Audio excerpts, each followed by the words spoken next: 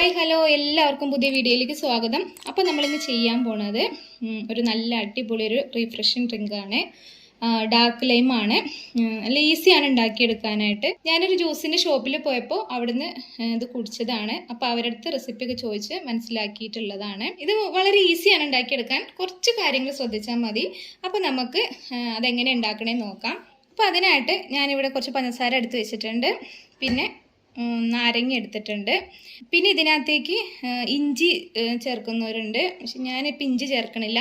ഇഞ്ചി ചേർക്കാതെ കേട്ടോ എനിക്കൊന്നും കൂടെ ടേസ്റ്റ് ഇഷ്ടമായിട്ടുള്ളത്. ഇനി ഇതിനകത്തേക്ക് ഒരു മെയിൻ ആയിട്ടുള്ള ഒരു ഇൻഗ്രീഡിയൻ്റ് ഉണ്ട്. അത് ഞാൻ ലാസ്റ്റ് ഇത് ചേർക്കുമ്പോൾ കാണിച്ചു തരാം ഇതെന്താണെന്നുള്ളത്. ഇത് നമുക്ക് ഈ നാരങ്ങ പിഴിഞ്ഞതിൻ്റെ ജ്യൂസ് എടുക്കണം. അപ്പോൾ ഞാനിവിടെ നാരങ്ങയുടെ ജ്യൂസ് എടുത്തിട്ടുണ്ട്. അത് ഇതിനകത്തേക്ക് ഒഴിച്ചു കൊടുക്കുകയാണ്. ഇപ്പോൾ 2 നാരങ്ങയുടെ ജ്യൂസ് കേട്ടോ. അത് ഇതിനകത്തേക്ക് ഒരു വലിയ നാരങ്ങയും ഒരു ചെറിയ നാരങ്ങയാണ്. അപ്പോൾ അത് ഇതിനകത്തേക്ക് ഒഴിച്ചു കൊടുക്കാം. പിന്നെ പഞ്ചസാര ഇട്ട് കൊടുക്കുകയാണ്. പഞ്ചസാര ഞാൻ കുറച്ച് കൂടുതൽ ഇട്ട് കൊടുക്കുന്നുണ്ട് കേട്ടോ.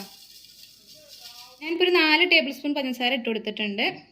ഇനി നമുക്ക് ഇതിനകത്തേക്ക് ആവശ്യത്തിനുള്ള തണുത്ത വെള്ളം കൂടെ ചേർത്ത് കൊടുക്കാം. അപ്പോൾ ഞാൻ 2 ഗ്ലാസ് വെള്ളം ഒഴിച്ചു കൊടുത്തിട്ടുണ്ട്. ഇത് നമുക്കിതൊന്ന് അടിച്ചിട്ടെടുക്കാം. ഞാനിപ്പോൾ ലൈം ജ്യൂസ് ഉണ്ടാക്കിയിട്ടുണ്ട്.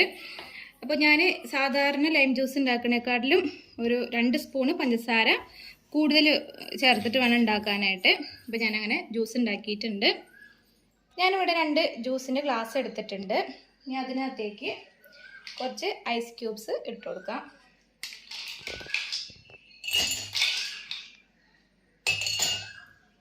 ഇനി ഇതിലേക്ക് ലൈം ജ്യൂസ് ഒഴിച്ചു കൊടുക്കുകയാണ്.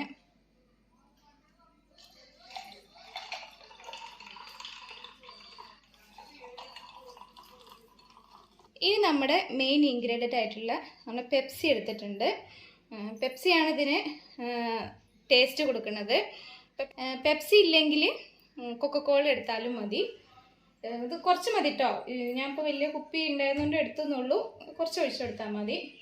ഇത് ഒഴിക്കുന്നതിൽ നേരിട്ട് ഇങ്ങനെ ഒഴിക്കരുത്. ഒരു സ്പൂൺ എടുക്കുക.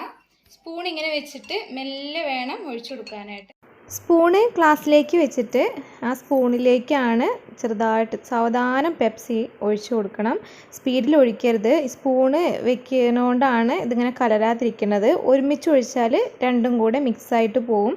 അപ്പോൾ സാവധാനം ഒഴിച്ചു കൊടുത്താൽ ഇങ്ങനെ ലെയറായിട്ട് കിട്ടുള്ളൂ. ഇനി ഇതിൽ അതേപോലെ സ്പൂണ് വെച്ച് പതുക്കെ വേണം ഒഴിച്ചു കൊടുക്കാനായിട്ട്. മെല്ലെ ഒഴിച്ചാലേ ആ ലെയർ പോലെ നമുക്ക് മുകളിൽ കിട്ടുള്ളൂ. അപ്പോൾ നമ്മൾ പെപ്സി ഒഴിച്ചു കൊടുത്തിട്ടുണ്ട്. ഇത് അതേപോലെ 2 ലെയറായിട്ട് വേണം നമ്മൾ ഒഴിച്ചു കൊടുക്കാൻ. അതിനാണ് സാവധാനം ഒഴിച്ചു കൊടുക്കണം എന്ന് പറയുന്നത്.